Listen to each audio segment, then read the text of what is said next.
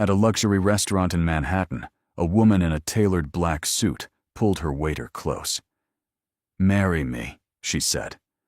Ethan froze mid-step, tray balanced in one hand. Not a question, a statement.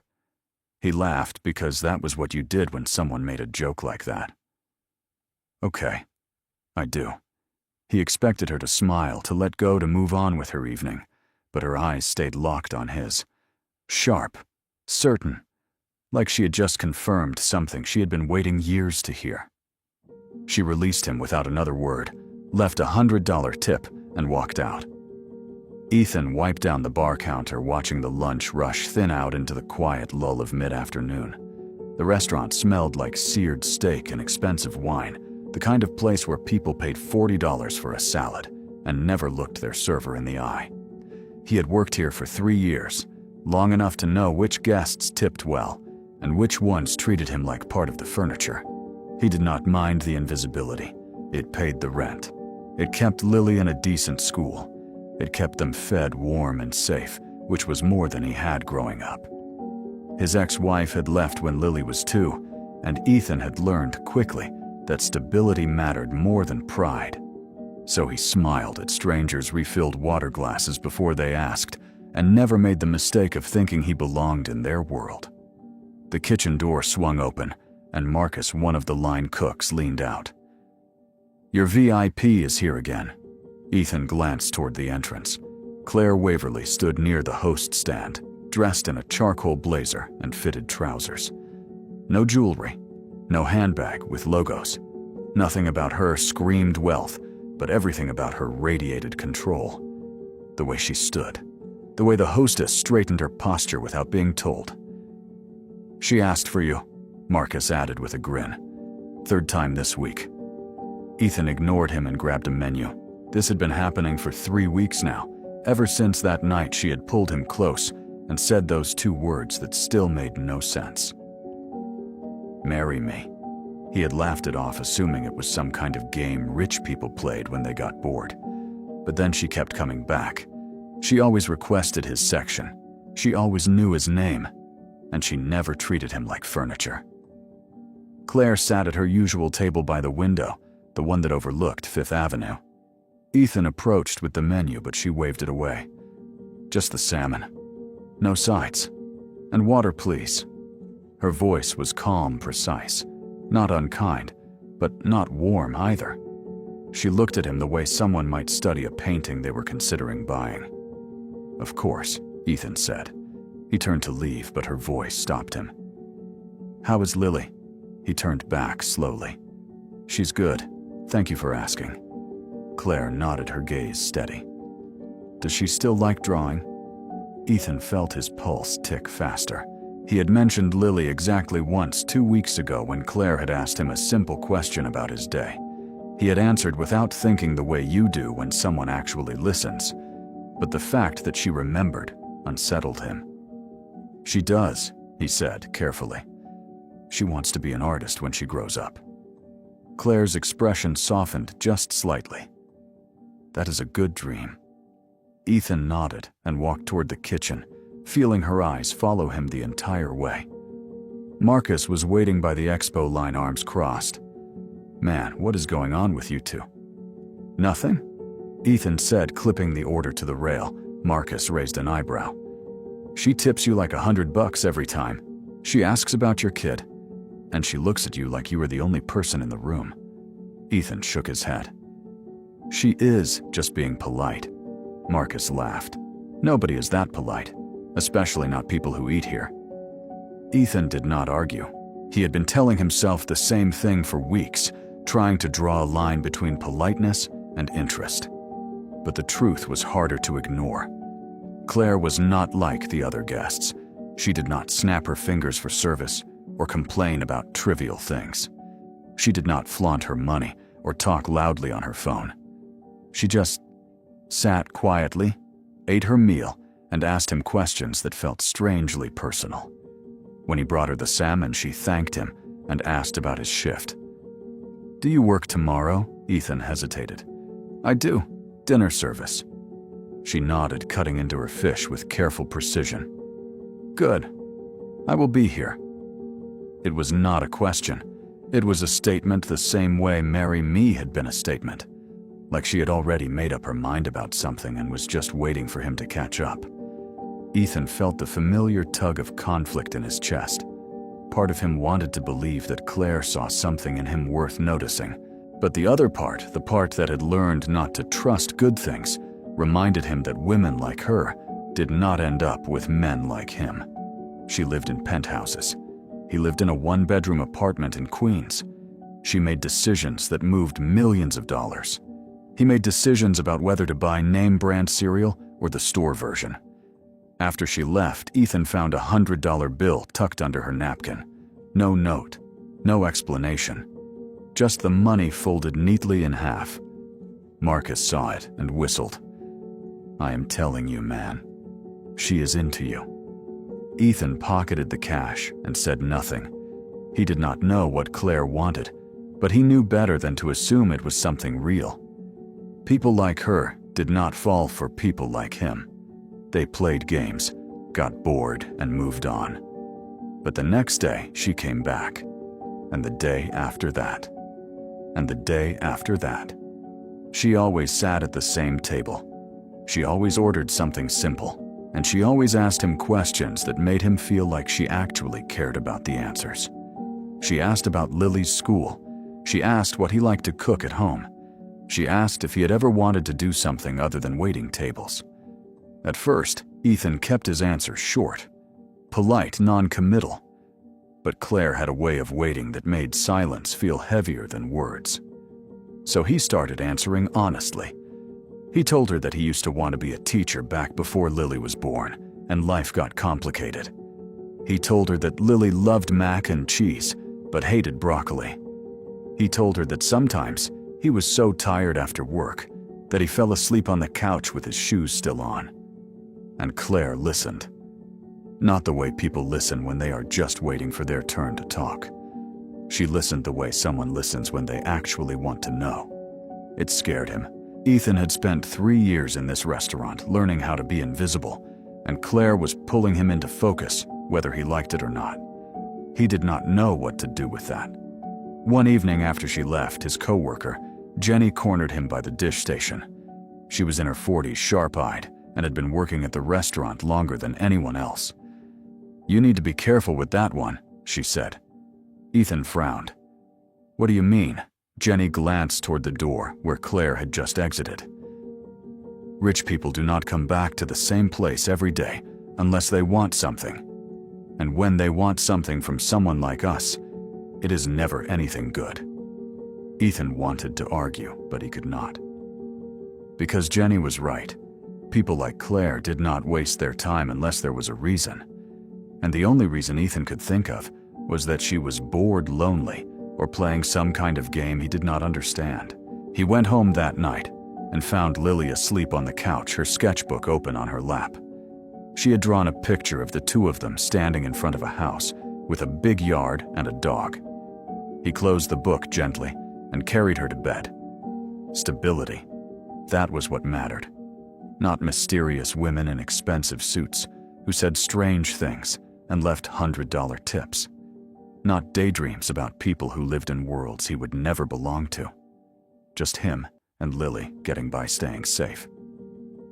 But when he lay in bed that night, he thought about the way Claire had looked at him when she said, "Marry me." Like she had been waiting for him to say yes.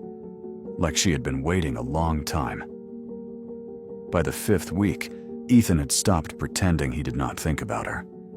Claire had become part of his routine in a way that felt both comforting and dangerous. She came in 3 or 4 times a week, always in the evening, always alone. She ordered, simply ate slowly, and asked him questions that made him forget he was supposed to be working. The other servers noticed. Of course they noticed. Marcus made jokes about it every shift, and Jenny watched from across the room with her arms crossed and her mouth set in a thin line of disapproval. Even the manager, a man named Richard who rarely spoke to anyone below assistant manager, had pulled Ethan aside one afternoon and said, "Whatever is happening with table 12, keep it professional." Ethan had nodded, feeling heat crawl up his neck. But the truth was he did not know what was happening. Claire had not flirted with him. She had not invited him anywhere or suggested anything beyond conversation. She just kept showing up, kept asking about his life, and kept leaving those $100 tips that made him feel both grateful and uncomfortable. He had started to look forward to her visits. That was the part that scared him. When she walked through the door, something in his chest loosened, like he had been holding his breath without realizing it. She made him feel seen in a way he had not felt in years. Not as a server, not as a single father scraping by, just as Ethan. But every time he felt himself lean into that feeling, Jenny's voice echoed in his head. Rich people do not come back unless they want something. Ethan did not know what Claire wanted, but he knew it could not be him. Not really. People like her did not fall for people like him. That was just how the world worked. One Thursday night, Claire asked him to sit down. The restaurant was nearly empty, just a few stragglers finishing their desserts. Ethan glanced around, saw Richard at the host stand, with his back turned, and slid into the chair across from her. "Is everything okay?" he asked. Claire smiled faintly. "Everything is fine.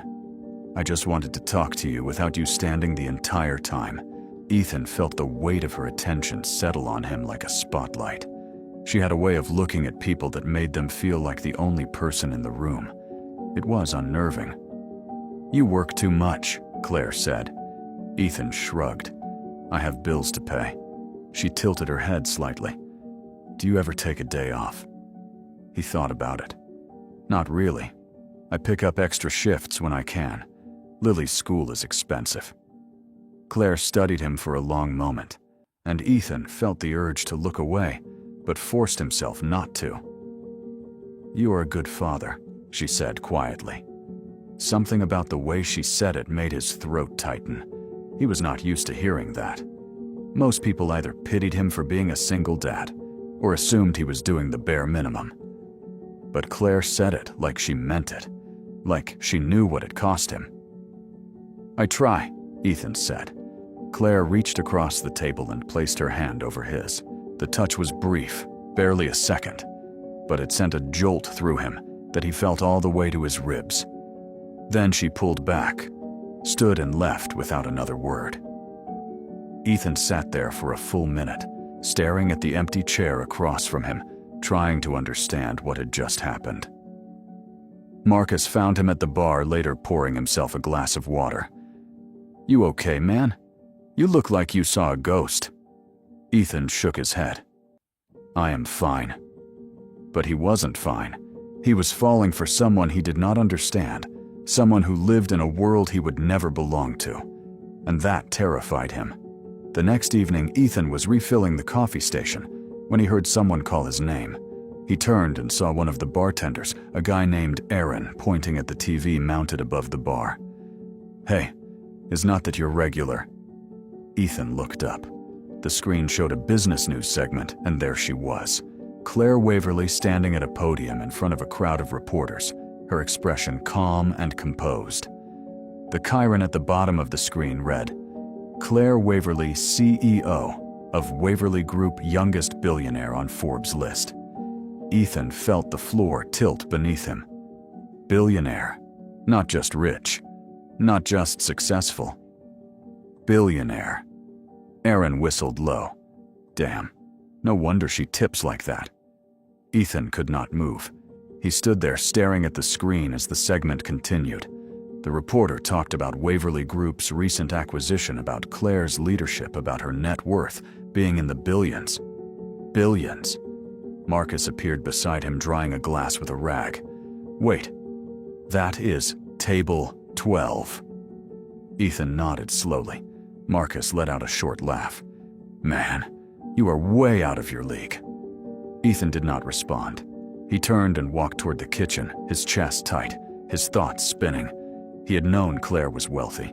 He had known she was important. But this was different. This was not just money. This was power. This was influence. This was a woman who could buy and sell entire companies without blinking. And she had been coming to his restaurant, asking about his daughter, sitting across from him, like they were equals, like he mattered. But he didn't matter. Not in her world. He was just a curiosity, a distraction, maybe even a joke. The thought made him feel sick. That night, Ethan could not sleep. He lay in bed staring at the ceiling, replaying every conversation he had ever had with Claire, every question she had asked, every look she had given him. He felt stupid. He felt used. He felt like he had been walking around with a blindfold on while everyone else could see the truth. The next day, he requested a schedule change. Richard looked at him with raised eyebrows, but did not ask questions. Ethan was moved to the lunch shift away from the evening crowd, away from Claire's usual time slot. He told himself it was for the best. He told himself he was protecting himself from inevitable disappointment. But mostly, he just felt like a coward. Claire came in that evening anyway. Ethan watched from the kitchen as she sat at her usual table and looked around, clearly expecting him. When she realized he was not there, something shifted in her expression. Not anger, not frustration, just a quiet kind of sadness that made Ethan's chest ache. She stayed for 20 minutes, ordered nothing, and left. The next day she came back, and the day after that. She never asked for him. She never made a scene. She just sat at her table, waited, and left. Marcus said she always left a $100 bill on the table, even though she had not ordered anything. "She is looking for you," Marcus said. Ethan turned away. "Then she can keep looking." But avoiding her only made things worse. Ethan found himself thinking about her constantly. He thought about the way she had touched his hand, the way she had listened when he talked about Lily, the way she had made him feel like he was worth something. And now he felt like an idiot for believing it. Jenny cornered him one afternoon in the walk-in cooler. "You are avoiding her." Ethan grabbed a box of lettuce and set it on the shelf. "I am just doing my job." Jenny folded her arms. "That woman has been coming here every day for a week, sitting at an empty table and leaving money for service she did not get. That is not normal." Ethan looked at her. "What do you want me to say?" Jenny's expression softened slightly. "I want you to be careful, but I also think maybe I was wrong." Ethan frowned. "About what?" She sighed. "I told you rich people do not come back unless they want something. And maybe that is true. But I have been watching her, and I do not think she wants what I thought she wanted." Ethan did not know what to do with that. He left the cooler and went back to work, but Jenny's words stayed with him. 2 weeks passed. Claire stopped coming. Ethan told himself he was relieved. He told himself it was better this way. But the restaurant felt emptier without her. He found himself looking toward the door during his shifts, half expecting to see her walk in. She never did. Then, on a busy Saturday night, Richard called him into the office. "You are being moved back to evening service," he said. Ethan blinked. "Why?" Richard shrugged. "We are short-staffed. I need you on the floor." Ethan knew it was a lie. They were not short-staffed, but he did not argue. That evening, Claire walked in. She did not sit at her usual table. She sat in the center of the dining room where everyone could see her. She was wearing a navy dress, her hair pulled back, and she looked every bit the billionaire CEO that Ethan now knew she was. He felt every eye in the room turn toward him as he approached her table. His hands were shaking. He hid them behind his back. "Good evening," he said. His voice flat. Claire looked up at him, and for the first time since he had met her, she looked tired. "Hello, Ethan." The sound of his name in her voice made something twist in his chest. He wanted to walk away. He wanted to demand answers. He wanted to understand why she had been playing this game with him. Instead, he just stood there waiting. Claire folded her hands on the table. "You have been avoiding me." It was not a question. Ethan swallowed. "I have been working different shifts." She nodded slowly. "Because you saw the news." He did not answer. He did not need to. Claire leaned back in her chair, her gaze steady. "You do not remember me, do you?" Ethan frowned. "What?" She smiled, but there was no joy in it, just something sad and resigned. "You do not remember me. I thought maybe you did. I thought maybe you were just pretending not to. But you really do not." Ethan's pulse kicked up. "I do not know what you are talking about." Claire looked at him for a long moment, and then she said something that made the entire room fall away. "You used to call me Clary." The name hit him like a fist to the stomach. Clary. He had not heard that name in over 15 years. Clary, the little girl who lived 2 doors down from him when he was 18. Clary, who used to follow him around the neighborhood asking a million questions.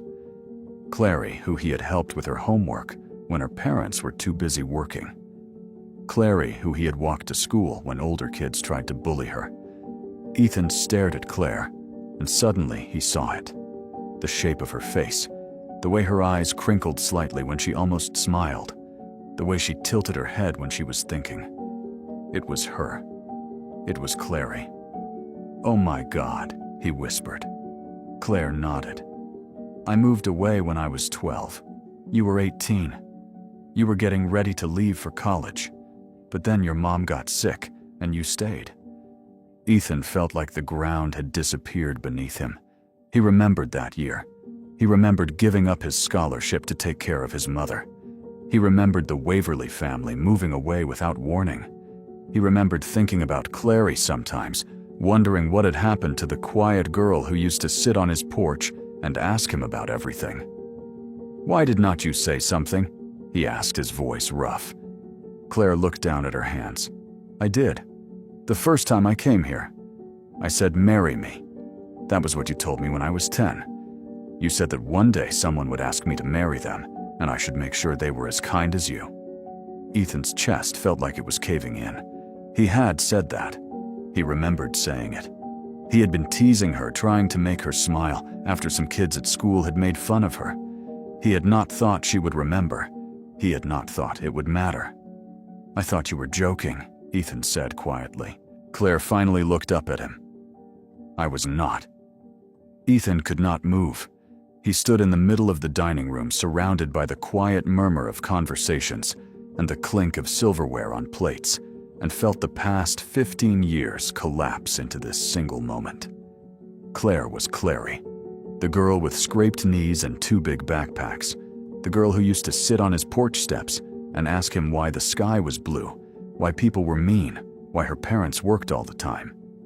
He had been 17, working odd jobs to help his mom pay bills, trying to figure out how to grow up faster than he wanted to. And Clary had been this small, serious kid who looked at him like he had all the answers. He remembered walking her to school when the older kids made fun of her glasses. He remembered helping her with math homework at the kitchen table while his mom made dinner. He remembered the day she asked him what marriage was, and he had said something stupid and kind, because that was what you did with kids who asked big questions. "You should sit down," Claire said quietly.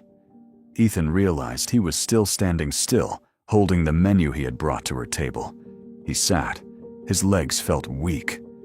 "I do not understand," he said. "Why did not you just tell me? Why did you do it like this?"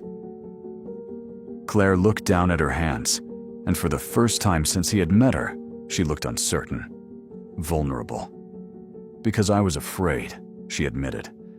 "I have spent 15 years building a life where people see me as Claire Waverly, CEO Billionaire, the woman who has everything figured out. But when I walked into this restaurant 5 weeks ago and saw you, I was not any of those things. I was just Clary again, the girl who used to follow you around and ask too many questions." Ethan felt something crack open in his chest. "You could have just said hello." Claire shook her head. "No, I could not. Because the moment I said hello, you would have been polite. You would have smiled and treated me like a guest. And I didn't want that. I wanted to know if you remembered me, if any part of you still saw me the way you used to." Ethan leaned back in his chair, trying to process everything. "So you said marry me." "I said marry me because it was the only thing I could think of that might make you remember," Claire said. Her voice was steady, but there was an edge of desperation beneath it. "I thought maybe if I said it, something would click. But you just laughed. And I realized you did not remember. So I kept coming back. I kept asking about your life. I kept trying to find a way to make you see me." Ethan ran a hand through his hair. "I thought you were playing with me. I thought you were bored, and I was just some joke to you." Claire's expression shifted, something sharp and hurt flickering across her face. "I would never do that to you. Not to anyone, but especially not to you." The weight of that statement sat between them. Ethan thought about all the times he had avoided her, all the times he had assumed the worst, all the times he had let his own insecurity and fear tell him that someone like Claire could never actually care about someone like him. "I am sorry," he said quietly. "I saw you on the news and I did not know how to deal with it. You are Claire Waverly. You are on Forbes lists. You own buildings. And I am just a waiter with a kid and a one-bedroom apartment in Queens." Claire leaned forward, her eyes locked on his. "You are not just anything. You are Ethan. The person who made a 12-year-old girl believe that the world was not as cruel as it seemed. The person who gave up college to take care of his mother. The person who is raising a daughter on his own and doing a damn good job of it." Ethan swallowed hard. "That does not change the fact that we live in different worlds. Then maybe we build a new one," Claire said. "Not CEO and waiter, not billionaire and single dad, just Claire and Ethan. Two people who used to know each other. Two people who maybe want to know each other again." Ethan wanted to believe her. He wanted to believe that it could be that simple. But years of scraping by, of being invisible, of learning that good things did not happen to people like him, made it hard to let go of the fear. "I do not know how to do this," he admitted. Claire smiled faintly. "Neither do I. But I would like to try." They sat in silence for a moment, the noise of the restaurant fading into the background. Then Claire reached across the table and held out her hand. Not a demand, not an expectation, just an offer. Ethan looked at her hand, then at her face, and saw the girl who used to sit on his porch steps. He took her hand. "Okay," he said. "We try." Claire's smile widened, and for the first time since she had walked into the restaurant weeks ago, she looked genuinely happy.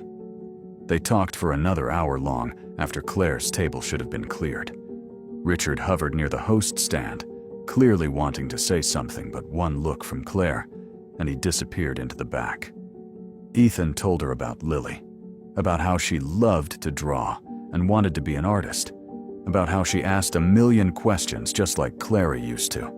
Claire told him about the years after she moved away, about how her parents had sent her to boarding school, about how she had built Waverly Group from the ground up after her father died and left her with a failing company and a mountain of debt. "I used to think about you," Claire said. "When things got hard, I would remember the way you used to tell me that people who were kind were the strongest people in the world. And I tried to be that." Ethan felt his throat tighten. "You did not need me to tell you that. You were always kind." Claire shook her head. "No, I was angry. I was scared. But you made me believe I could be better. And I have been trying to be better ever since." They made a plan, small steps, no pressure. Claire would stop coming to the restaurant every day because Ethan needed space to figure out how he felt without the entire staff watching. Instead, they would meet for coffee. Just coffee. Just conversation. No $100 tips. No power dynamics. Just two people learning how to be in each other's lives again. A week later, Claire met Lily. Ethan had been nervous about it, unsure how to explain to his 8-year-old daughter that the woman joining them for lunch was someone he used to know a long time ago. But Lily had taken one look at Claire and said, "You are really pretty. Do you like drawing?" Claire had smiled and said, "I used to. But I was never as good as your dad says you are." They spent the afternoon at a park, Lily running ahead while Ethan and Claire walked behind her. It felt normal. It felt easy. It felt like something Ethan had not realized he was missing until it was right in front of him. "She is wonderful," Claire said, watching Lily climb the jungle gym. "She is everything." Ethan replied. Claire looked at him. "You are a good father." Ethan shook his head. "You keep saying that." Claire reached for his hand, her fingers curling around his. "Because it is true. And because I think you do not hear it enough." They stood there holding hands while Lily played, and Ethan let himself believe that maybe this could work, that maybe Claire was right, that maybe they could build something new together. Weeks turned into months. Ethan kept working at the restaurant because it was his job, and he was good at it, and it paid the bills. Claire kept running Waverly Group because it was her company, and she had built it from nothing, and she was not going to walk away from that. But they also kept meeting for coffee. They kept talking. They kept learning how to exist in each other's lives without the weight of status or expectation pressing down on them. Jenny had been right about one thing. Rich people did not come back unless they wanted something. But what Claire wanted was not what Ethan had feared. She did not want a project. She did not want a distraction. She just wanted him. The person who had made her feel safe when she was small. The person who had taught her that kindness was strength. The person who saw her as Clary, not Claire Waverly. And Ethan learned that his value was not measured by his bank account or his job title or the size of his apartment. It was measured by the choices he made, by the way he loved his daughter, by the way he treated people with respect, even when they treated him like furniture, by the way he had once made a 12-year-old girl believe the world was not as cruel as it seemed. One evening, months after that night in the restaurant, Ethan and Claire sat on a bench overlooking the city. Lily was with her grandmother for the weekend, and they had the night to themselves. Claire leaned her head on his shoulder, and Ethan wrapped his arm around her. "Do you ever regret it?" Ethan asked. "Regret what?" Claire replied. "Coming into that restaurant, saying, 'Marry me.' All of it." Claire was quiet for a moment. Then she lifted her head and looked at him. "No, I do not regret it, because you said yes, even if you thought it was a joke, even if you did not remember me. You still said yes, and that told me everything I needed to know." Ethan kissed her forehead. "I would say yes again, for real this time." Claire smiled. "Good, because I was not joking." They sat there as the sun set over the city, two people who had found their way back to each other across 15 years and 1,000 miles of distance. Not because of money, not because of status, but because some connections were stronger than time. Some people were worth finding again, and some things once lost were meant to be found. Ethan had spent years believing that his life was small, that he was small. But Claire had taught him what he had once taught her, that kindness was strength, that value was not about where you stood, but about who you chose to be, and that the people who truly mattered would never measure you by anything except the size of your heart.